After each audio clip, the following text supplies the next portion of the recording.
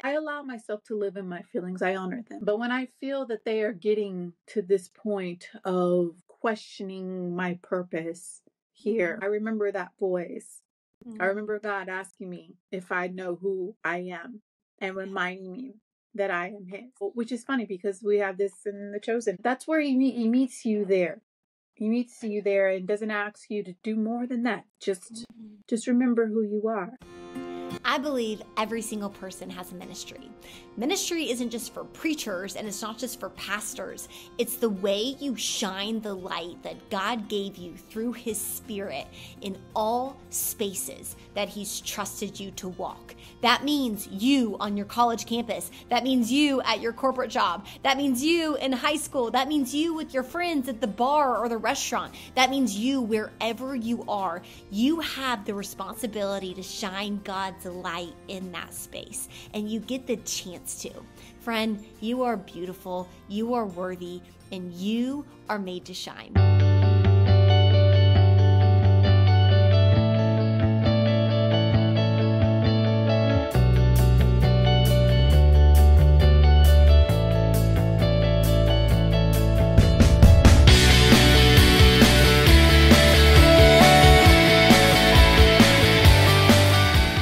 And welcome back to another episode of the Made to Shine show. Y'all, I am in just over my head tickle excited right now because we get to speak with the beautiful Amber Williams on with us today. Y'all definitely know her from The Chosen. So many of the people that tune in absolutely watch The Chosen. And she is Tamar on The Chosen, plays her so beautifully.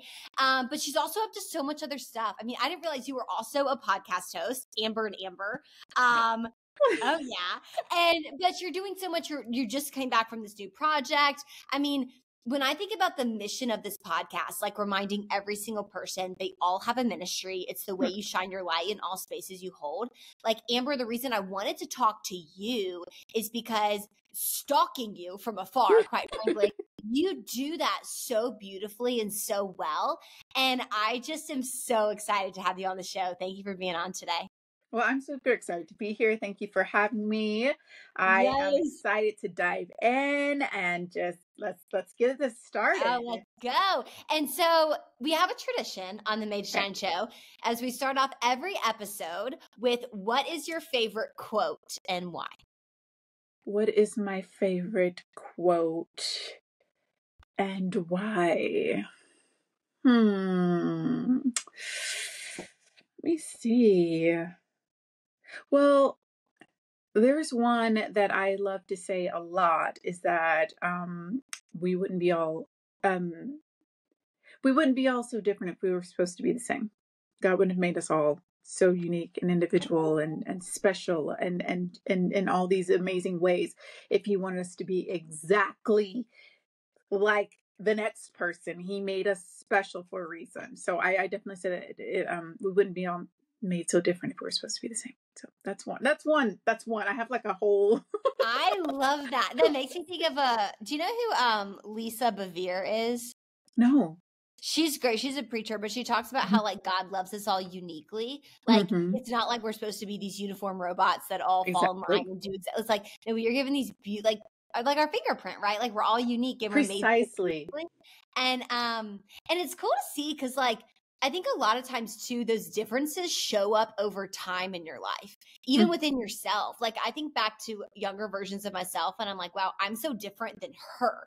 And it's cool to think that God's love me just as much then as He does now, but like the difference is there and the unique qualities there. And I think about like, when we think about someone like you, like you're doing so much, you're on The Chosen, like you're doing all these films, living such a cool life. I was looking at your Instagram, you have this quote and it's, what would you be if you followed your childhood dreams? Oh yeah. And I'm curious, like going back to child Amber, was this a dream of yours? Like, are you living your dream life right now? Or was this kind of like came up? I mean, yeah, no, it was, which is one of the reasons I was inspired to put that quote because it's something I had always wanted to do. I was one of those kind of really, what they call cheeky kids over here on the other side of the pond. They're like, oh, she's cheeky. I was one of those cheeky kids that like. What is cheeky? I don't even know what cheeky means. It's like like witty, like one of those kids that are just Oh, kind of, they got like a little smart mouth, but not in a bad way. And they're just kind of they're outgoing. They're not spunky. That's what spunky. we There say we in the go. That's States. it. They're spunky. They're not afraid to dance in front of people or sing out loud. And they're those kids that walk in, they're like, "Hi, how are you?" Like it's just someone's kid walks up to you. That was like me, right? Yeah. As a kid, not so much now. Really? now Oh, I'm that's like, now I'm like, I'm gonna hide here. wow. Get a That's shocking. 360. Most people don't believe it when I tell them that. But I was one of those cheeky kids that just loved to perform and put on. And I was just like, I loved. I was watching. Obviously, should not have been watching certain movies, but there was the movie about the life of Tina Turner.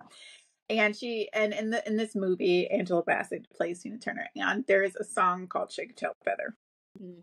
and it's like shake a tail feather. Obviously, I had no idea what a tail feather was, but I was shaking my tail feather, and I would just and anytime someone came over, my mom was like, show them you shake your tail feather." And so I just knew I wanted to do what they were doing. I was like, I want to be on stage. I want to be on TV. Like I want to do these things. But as I got older, it was like the world's like, oh, actually, you can't do that. You need a real job. Something that's going to give you lots of money so that you can, pay your bills and do this. And I was like, oh, okay, well, I guess that makes sense. And I studied to be a nurse. I have a degree in human resources, and I was like, I want to be a dentist at one point, and it was just I did everything. I worked in corporate, I worked in medical field, and did all of those things before it was put back in my path. And I also believe that they come to you when you're ready, and it was put back in my path when I was ready, and that's when it was just like, oh, I become an actor. And then it took a while for me to realize, like, oh, this is the thing that I wanted to do, and I'm doing that thing. This is crazy. What is feeling ready? What do you mean by that? Okay, so I think a lot of times we ask for things that we're not ready for, we're not prepared for, Mm. and if we receive those things, a lot of times that we ask because we really want it. It's a desire that when we're not ready, we don't know how to handle it. For Yeah. example, I may have needed to learn humbleness and a responsibility. There was something that I had to be taught before I was prepared to be where I am now. And you can't compare your journey to anyone else's because God said, okay, well, they're prepared for this at this time. For example, you see children actors. Why wasn't I a child actor? Because I was not meant to be a child actor. I was meant to be where I am on this project at this time in my life, in this way, in this method, because who knows how I would have been able to receive this gift, or if I would have been even able to receive the gift if he had given it to me when I was not ready for it. Yeah. If that makes any sense. Yes, I think about like working out. It's like the only difference between a weight that's going to crush you and one that's going to make you stronger is the strength of your body to uphold that particular weight. Precisely.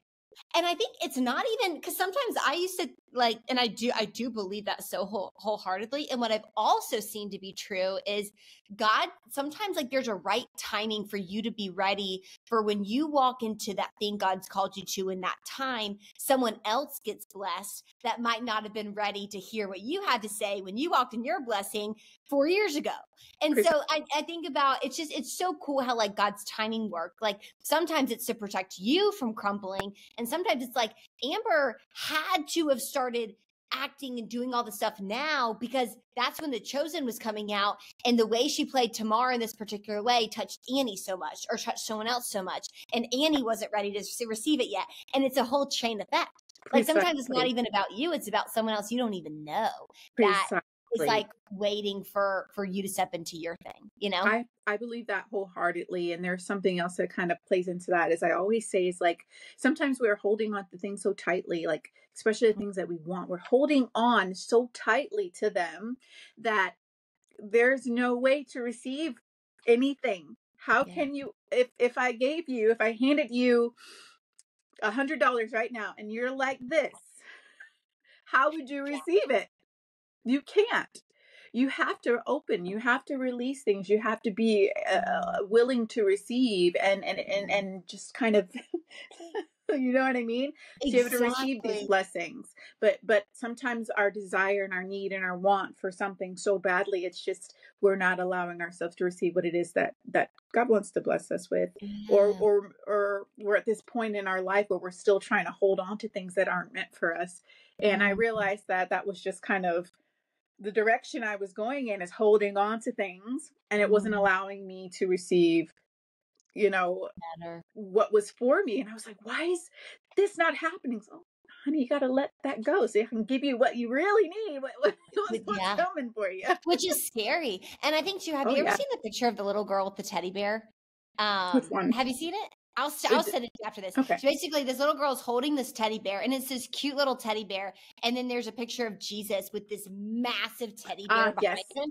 But he's, yeah, okay. So that's what I thought of when you're talking about that, because Yep. it's so true. But there's this point where you go through, it's like you have to give up what you have before you next thing. That's And no one frightening. talks about that like little sliver of a period that might last 6 months, but it feels like 600 years where you don't know. You're like, Yeah.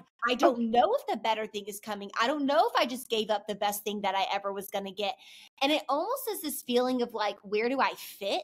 And Yeah. where do I belong? Like Yeah. for you, going through, like you were in a corporate career, et cetera, and now it's like you're an actress. It's like, do I fit as an actress? And something you said on an interview I watched was about Tamar, like the chosen, and how at first she wasn't even supposed to be invited back. But in season 3, there was this emphasis on women. And I didn't even think about it this way, but here she is. She's this Gentile and she's following with like these Jewish women, like following Jesus. And there is this sense of like, where do I fit? Like Yeah. belonging. And so talk to me about that, like seasons of your life that kind of paralleled maybe what Tamar felt, and then like, where do I fit? And then how that was portrayed for you on the screen, like what that did. Well, yeah, I can tell you that there's been several times in my life where I've had to step out on faith, and it's just like this thing, that I either have been working for, I prayed for, and it's just like, well, how do you put the work behind the faith? And it was just like I had to let everything go. And when I say let everything go, I mean leave my nice, comfortable job, with health insurance and all of these things, to pursue acting and be homeless. I was in a very toxic marriage at the time, and I was going to stay in it because that's like what they teach you sometimes. It's like, hey, but what people don't always teach you is that God, he kept saying, what did he kept saying? God loves marriage. And I'm like, well, what I learned is God only loves marriage that he ordains. And if you can't just go out marrying anybody, God tells you, you know what I mean? I once heard it put, God hates divorce, not divorced people. Because again, it's different. He loves his people, and like he loves marriage that he ordains. So Exactly. So I prayed. I didn't just leave. I prayed about it. And I was like, if I'm not supposed to be here, please tell me I'm not supposed to be here, because I'm not just going to go. And he made it loud and clear. And I was like, okay, well then I'm going to step on faith. I'm going to leave him with everything.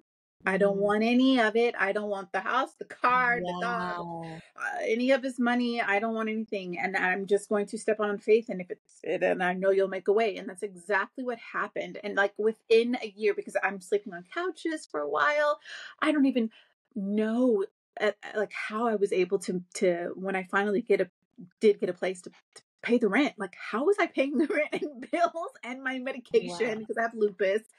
And how was I able to do this? And it was only God, because I had nothing of my own.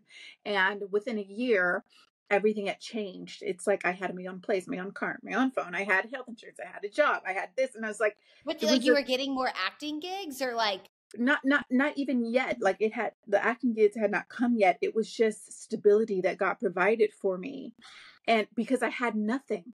I literally had nothing, and there was nothing of my own devices that brought that into my life.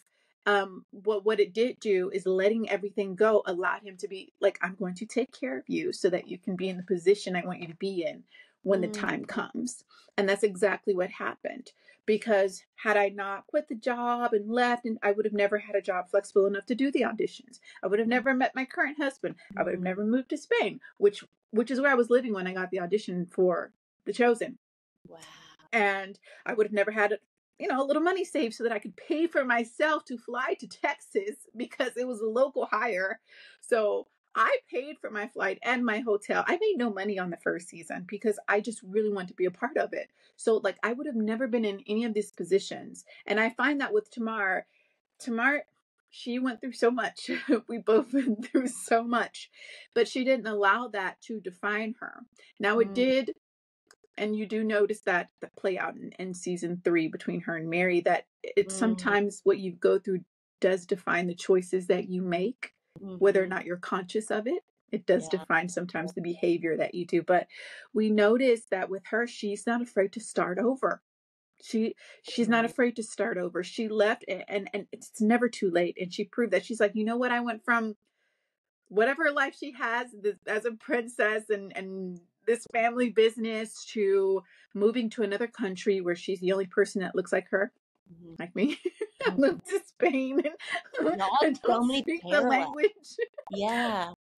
Oh and neither did she. And here she is. She moves here and she builds a life and she starts over again. And she decides not to let the world beat her up.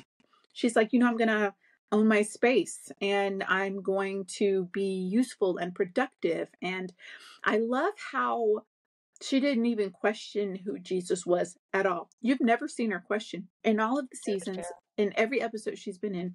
She's never questioned him, not one time. And the first thing he says to her when she lowers him through the roof is, your faith is beautiful. When she first met him, he came and he met her on her level. He didn't ask her to rise up and be something she wasn't. He came to her. He spoke her language. Wow. On the road when he comes and he's speaking to her and he just says, I'm Jesus from Nazareth. This necklace and it was really beautiful to me because it just shows what it's really like, is that we feel like we need to be in this position to be deserving. And God's like, I've done all of that for you. Just be present. And I love to see how she has grown. And I think something that we do have in common, and it took a long time for me to learn, is that to hold myself accountable. When Mary and her have their moment and she's like, you know what, Mary, you're right. Like, I could be a little more humble. I could be doing this a little more. I'm not going to change who I am because it makes other people uncomfortable, but I will evolve and be better. Like I will do better so that those around me can feel better as well. Do you know what I mean? That's so good. Because I think that art is lost. The art of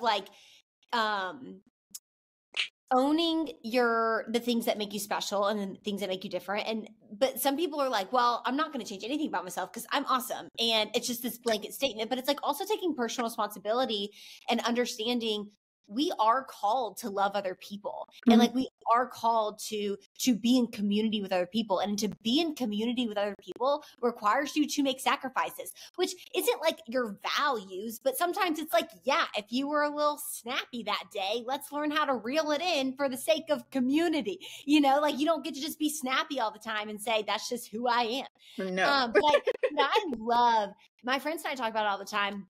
I love how The Chosen showed light on kind of the tension that can sometimes happen when you have like female leadership in place. And especially in season 3, there was such an emphasis on women and I loved it because it just really showed, like, I think sometimes there's this competitive play between like man and woman leadership. But I mean, in the Chosen and like with you and Mary, it showed the kind of the tension between sometimes like woman and woman and how like you have to learn with 2 ambitious women, 2 smart women, how that plays out. What did that teach you? Even before this, you're like, I'm a girl's girl. I'm a girl's girl too. Yeah. I'm like, we have got to love each other and support each other. What did that teach you though? That experience, that like acting that out, about like practical ways to do that in ways maybe we don't do that in the modern Christian world right now. Yeah. I can tell you that that scene is so important. And honestly, I've gotten so much hate mail. Really? Like before episode 6 of season 3, I got so much hate mail because someone even straight up called Tamar the B word. Okay, so they're just like, this stuck up entitled so and so Richie little princess. Like I am so shook. I just can't. Like, you hear the stuff, but you're like, wow, you actually get hate mail on a yeah. So Christian TV show? I'll get these messages and or I'll read them. Someone will tag me and I'll see it. Sometimes I read these things, That's hard. and then this moment comes, and then people kind of have to realize something. What about Tamar or this conversation made you so uncomfortable? And we find that when things like this make us uncomfortable, it's because it's more of a reflection than anything. It is a reflection of something about us. We are projecting on them our own insecurities or things that we are challenged or struggling with as individuals. And when this conversation happened, I was like, oh, this is great, because how often has this happened? I've cut people off in my life. Like that's my toxic trait, is that once I start to feel threatened or uncomfortable or ostracized or something, I just shut down and disappear. Okay. Oh my gosh, I'm the same way. I literally, I call it my closing off syndrome. I'm working on it. Same Work in same progress. progress. But what I loved about Tamar, and this is something that this is what I have learned to do as well over the years, is that when this feeling starts to come, I'm like, okay, is it me? Am I seeing things? Am I placing this on someone else, or is it me, or is it actually happening? So what she did is, instead of just letting that sit here and fester and create animosity between her and Mary, because she could have been like, why is she acting funky to me? Well, I'm gonna act funky to her, and then they just have this nasty thing. Instead of doing that, she's like, are we okay? Is everything okay? She's like, let's open the door for communication. And even when she did not like what she heard the first time, she was like, keep going. Because the conversation was like, are we okay? Yeah, we're fine. We're not fine. Are we okay? Well, you did this thing and it wasn't cool. Okay, well, I respect your opinion, but I thought it was different. Is there more? And then it comes to a head, and we realize that she's able to do difficult things, and we don't like doing difficult things as people, especially in the Christian world as well, but just in general, we don't like doing things that make us uncomfortable, so we avoid them. We would rather be uncomfortable than improve our relationships, than to do what's healthy. We'd rather stay comfortable. And Tamar is willing to be uncomfortable for the sake of this relationship, because she believes it is valuable.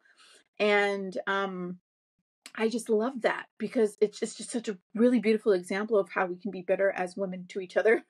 That's so good. That's so good. We'll preach all day and teach others, and you know how we are. We're like, I coach. The coach doesn't play. Like, we'll give advice all day before we take it. Yeah. And I love the fact that she went and did what was uncomfortable for the sake of a relationship that she deemed that is valuable. Yeah. It's the only family she has, and I love that Mary was receiving of it. Obviously, that's so good. Yeah. I think too, like that word uncomfortable, because I think we live in a day and age where there's a lot of us that are willing to get uncomfortable for things that we know are going to be clapped for and celebrated for. It's really hard to be deliberately uncomfortable for things that no one's ever going to know about and things that aren't sexy. And like, it's like people are like, I'm going to do 100 push-ups and that's uncomfortable. That's me getting out of my comfort zone. I'm like, that's awesome. You're getting out of your comfort zone. But like, there's a direct instant gratification from that. You have awesome biceps and people see that, or they see your Instagram post about it, or Oh, you're there's a scared to speak serotonin on boost from that.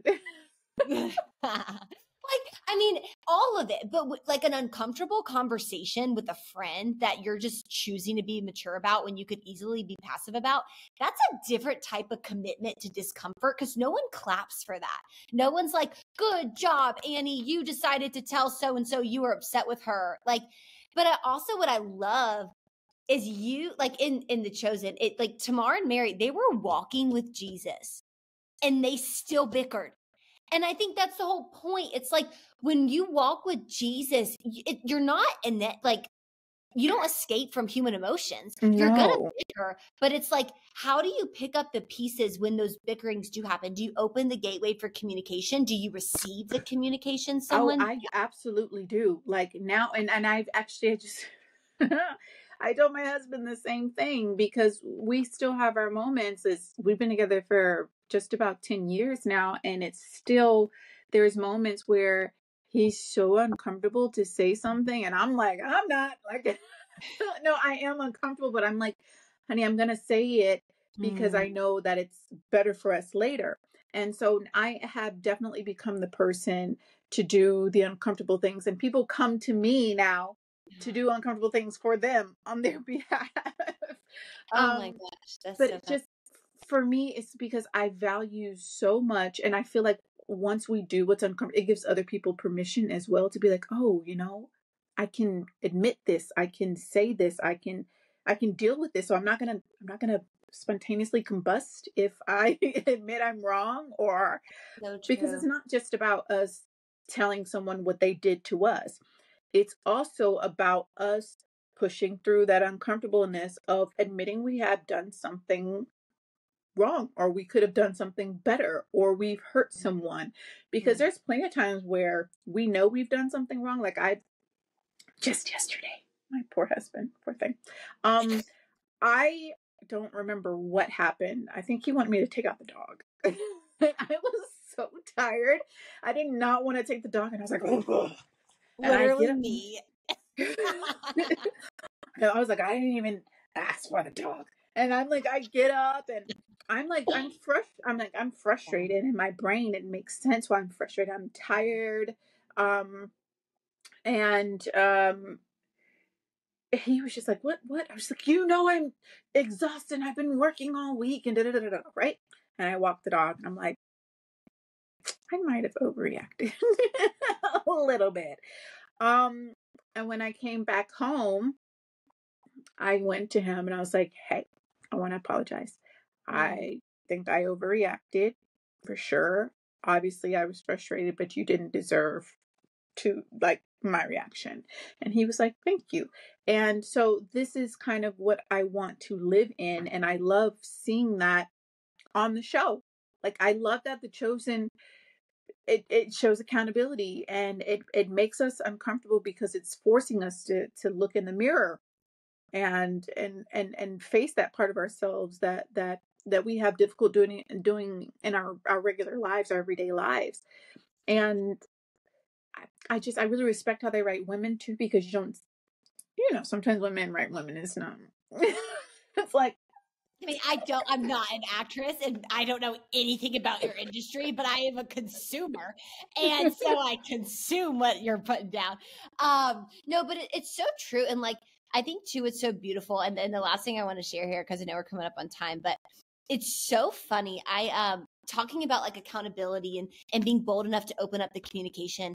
What I love about our God and like Jesus and the way it's shown in The Chosen, it's like we have a God that invites, like it welcomes our invitation when we bring him our discomfort, but he'll also come to us when we don't feel bold enough to say it. And I have to tell you this because it's so wild. Part of the reason I was so stoked to have you on, Tear Off the Roof by Brendan Lake, that song, Okay. So I was obsessed with that song. And when I'm obsessed with a song, it's all I listen to for at least 3.5 weeks. I don't cheat on it with other songs. I am loyal to my songs. And you can ask anybody I knew. I was sending them the YouTube version. You got to watch this. You got to watch this. Well, you are the first like face of that music video. Like when y'all are putting, like bringing your friend down to the feet of Jesus. And I was just like, man, this is so cool. Well, the next weekend, I'm part of the middle school ministry at my church, and the middle school, the camp, the entire verse was that verse in the Bible. It was about lowering someone to the feet of Jesus. The whole point is, if you're not ready to confess your sins, at least hold somebody's mat while they are, and be that friend. And I was like, that's so good. Well, then the next week you got back to me to be on the show. And I was like, okay, God, there's something here. And I was like, why does this song mean so much to me? And I was like, it has two stories. It has the roof where y'all are lowering your paralyzed friend down to Jesus. But then there's also the woman with the internal bleeding. Mm-hmm. And what I recognized is, to me, it like shows two types of almost moods or postures. There's the bold, I need you, Jesus. Like, I'm coming to you. I need healing. I'm asking for it boldly. But then there's also the woman with the internal bleeding, who she was so desperate for healing, but she hid herself. She didn't want Jesus to see her, but Jesus turned around and found her. And what that spoke to me was, because I feel like I have two parts of me. I have sometimes the days I'm bold and I'm open for communication and I'm holding myself accountable. And sometimes there's the days I just want to hide. And I'm like, I don't want to be seen. And like, I love how we have a God that is the God of both. And like Jesus, he responds to it. So talk to me about the moments for you, to round us out here, where that bold, like, I'm going to talk about it, I'm going to open up about it, it's not there, and you are more timid. And you said you're a hider. Like, what is that like, and how has Jesus met you in those moments? I mean, women are not monoliths, and Not monoliths? What does that mean? We're not monoliths. We're not just one way. We're not just this one pillar of one thing. We are often walking contradictions, and with all of the bold and strong and powerful is also the timid and the nurturing and the sacred and the quiet and sometimes, the submissive, like, and it's just, we can be all of these things at once, and we're filled with so much. And for me, I that's exactly how you described me to a T. Like, when I tell people that I have this in me, I am this way, they don't believe me, because when I'm out, I'm here, I'm putting on, but it's like I can forget to participate in society when I am home and I'm in my place and I feel safe and I feel comfortable and I don't want to face the world. It could be days. Sometimes I realize I haven't even gone outside. And then there's also days, and not just in this safe little box, but there's days where I can be in depressive moods, and then they just spiral downwards. And it's like, I don't know where I'm supposed to go, what I'm supposed to do. I just know that it feels safe in suffering sometimes. Like, you're like, because you know what to expect. Do you know what I mean? And it's a known, familiar, yet uncomfortable, miserable place versus like a potentially unknown, better place. Yeah. And we stay there. But I remember once, and it was quite literal. And I used to be like, I used to get jealous of people, like, I hear God's voice. And I'm like, I'm sure you did. I've never heard God's voice audibly. Right. So but I'm telling you, something happened and I heard a voice. Really? Okay. Tell me about that. But I was very young, and it quite literally saved my life. I was very young. I don't remember, maybe 16 or something, and just dark days that we have when we're young, because the world exists in this very small space of our life, and it's just everything. Our inadequacy. Everything is just magnified at that age. And I was going through dark times, and I didn't want to be here anymore. And I was like, I don't even know why I'm here. There's no reason for me to be here. Like, what's the use? And I was at this place where I was just like, let me see if this thing could work so I don't have to be here anymore. And without getting too much into detail, I tried or went forward and to do that thing. And I was like, well, okay. And right when I'm trying to do the thing, I hear, "Do you know who you are?" And I'm like, "Is that my own voice?" It's Wow. like it wasn't identifiable if it was where it was coming from. It's like, "Do you know who you are?" And I heard my entire name, and I just heard, "You are mine." My entire name, my government name, my birth name, and I was just like, I put them down, and I cannot explain the difference between that kid from that day and then the next day. You would have thought it was two different people. And I always think about that when I have these depressive moods now. And I'm like, do you know who you are? Wow. And I ask myself that. And yeah, it's like it's easy to get emotional about these things when I go back and think about it. And so I allow myself to live in my feelings. I honor them. But when I feel that they are getting to this point of questioning my purpose here, I remember that voice. I remember God asking me if I know who I am and reminding me that I am His. And so, which is funny because we have this in The Chosen, there was as well. And so that's where he meets you there. He meets you there and doesn't ask you to do more than that. Just remember who you are. And that's what I do when those moments come. When I find myself getting a little too comfortable in the dark, a little too comfortable alone, a little too comfortable by myself and living in grief and sadness, because it's been a rough past year for me. Um, and I'm very grateful for that, because if I was left up to my own devices, who knows if I would even be here today. And so I just really want people to know, especially young girls, so when you're young, everything is just, it seems like there's no end in sight. But you know, you're meant for so much. You're meant for you have purpose, and you are beautiful, and life will make sense, I promise. And So we're all true. literally just figuring it out on a daily basis.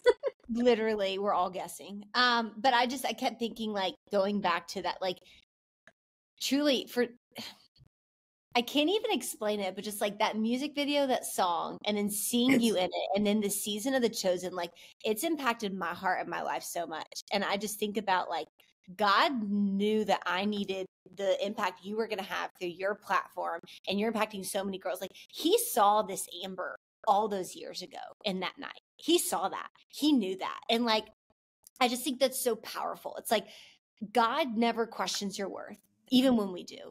God never questions if you're beautiful. Like Jeremiah 1:5, like before He formed you, He knew you.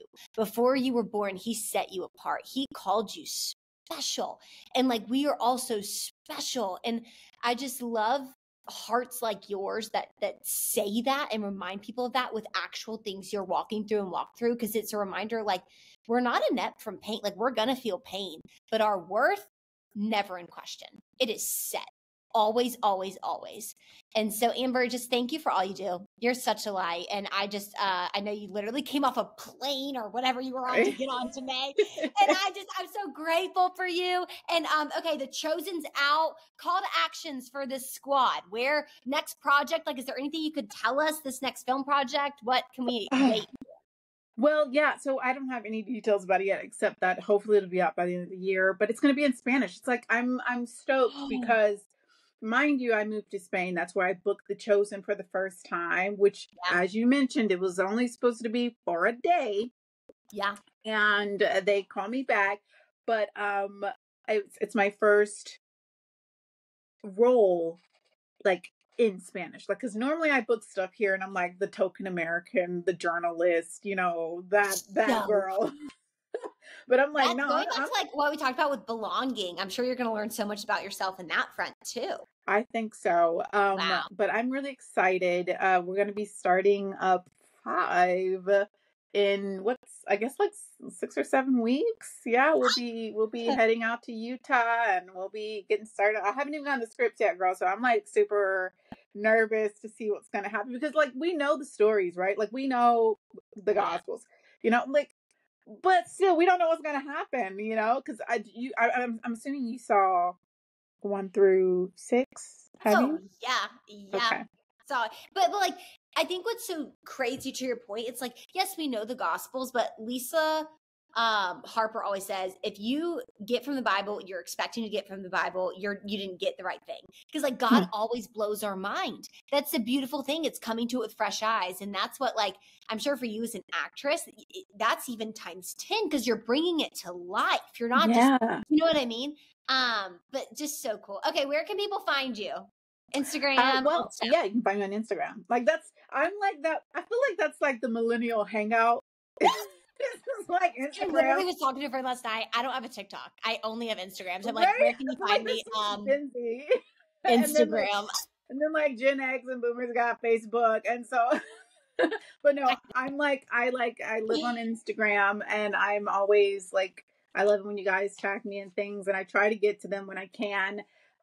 Please, if you haven't already, watch episodes 4 through 6 right now because 7 and 8 are coming. But if you miss it in the theaters, it's okay. It's going to be in the app very soon. And even though you need that thing on the big screen, you need all of its goodness on the big screen. There are some moments that just you got it's going to be great at home, but it just. No, you need the reclining seats. You need the popcorn and the Skittles and the M&Ms and the tissues. Do not forget the tissues, and you need the tissues. And you need like paper towels. Not someone brought a towel. Someone tagged me. She's like, I brought a towel. The cry prayer towel. You need a mop. You should send that to the Chosen merch team. Be like, listen, could you make a cry towel, please? Give me the info, girl. I'm on it. Just a super absorbent, and I can just maybe just literally. No, see, I'm gonna coin that idea. It's amazing. No, but seriously, y'all, it's such an impactful show. Every person I know, it has brought the gospel to light in a way that has never been done before. And thank you for your heart and being a part of that and that mission. And it's just cool to see how God's using you. But I know that stems from a relationship with Him, and that's the coolest thing. So I think that's super important. Thank you. Like definitely every relationship is special and valuable, and he's going to meet you where you're at. So don't wait to be ready for him. He's already there. Ooh, amen. Oh my gosh, Amber, you're a delight. Thank you for being on the show. Thanks for having me. And I hope that this blessed you and encouraged you, reminded you that God gave you a unique light, and it is your job to shine it in this world because we need you to. That being said, if you were blessed by this message and you can think of anybody else that also needs this type of encouragement, do me a favor, hit like, hit subscribe, leave me a comment. It helps me out a lot and helps this message that I do believe God gave my heart to share with the world gets out. I hope you have such an amazing rest of your day.